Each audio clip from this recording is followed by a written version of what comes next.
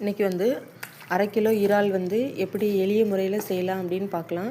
இதில் வந்து தக்காளி எதுவுமே நம்ம சேர்க்க போகிறதில்ல, வெறும்னா வெங்காயம் மட்டும் தான் சேர்க்க போகிறோம். ஃபஸ்ட்டு வந்து இறாலை வந்து நல்லா க்ளீன் பண்ணிட்டேன். க்ளீன் பண்ண பிறகு அதில் வந்து மஞ்சள் தூளும் உப்பும் போட்டு நல்லா மிக்ஸ் பண்ணி வச்சிடுறேன். வேறு எந்த மசாலாவும் இஞ்சி பூண்டு எதுவுமே இதில் சேர்க்கலை, வெறுமனா மஞ்சள் தூளும் உப்பு மட்டும் போட்டு வச்சுருக்கேன். பேன் எடுத்துக்கிடுறேன், அதில் வந்து எண்ணெய் ஊற்றிக்கிடுறேன், கடலை எண்ணெய் ஊற்றிருக்கிறேன். அதில் வந்து கொஞ்சோண்டு பெருஞ்சீரகம் போட்டுடுறேன். பெருஞ்சீரகம் வந்து போட்டு கொஞ்சம் பொரிய விடணும். அதில் கொஞ்சம் கருவேப்பிலை போட்டுக்கிடுறேன். கருவேப்பிலையும் நல்லா பொரிஞ்ச உடனே 2 பெரிய வெங்காயம் வந்து வெட்டி வச்சுருக்கேன் பல்லாரி, அதையும் போட்டு நல்லா வதக்கிடுறேன்.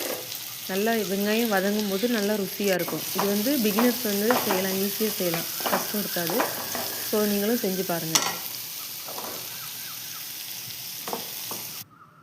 அதில் வந்து கொஞ்சமாக வெங்காயம் வதங்கினோடனே இஞ்சி பூண்டு பேஸ்ட்டு கொஞ்சோண்டு போட்டிருக்கேன். இதில் வந்து இஞ்சி பூண்டு வந்து தட்டியும் போடலாம், அதுவும் ருசி நல்லாயிருக்கும்.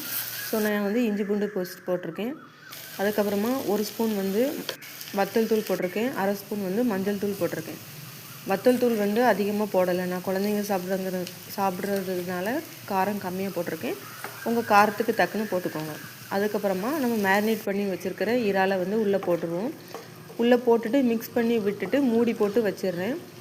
இங்கே வந்து தண்ணி எதுவுமே நான் ஆட் பண்ணலை. இறால் வேக வேக அதிலிருந்தே தண்ணி வரும். ஸோ நம்ம எக்ஸ்ட்ரா எந்த தண்ணியுமே ஆட் பண்ண தேவையில்லை. சிம்மில் வச்சிட்டிங்க அப்படின்னா அது பாட்டுக்கு பொறுமையாக 10 நிமிஷத்தில் வெந்துடும். இப்போ நல்லா தண்ணி வற்றின உடனே அது வந்து இறால் பிரட்டல் மாதிரி ரெடி ஆயிடுச்சு. இதில் வந்து தக்காளி பழம் எதுவுமே நான் சேர்க்கலை. ஸோ செஞ்சு பாருங்கள், நல்ல ருசியாக இருக்கும். சாப்பிட்டு எப்படி இருக்குன்னு சொல்லுங்கள்.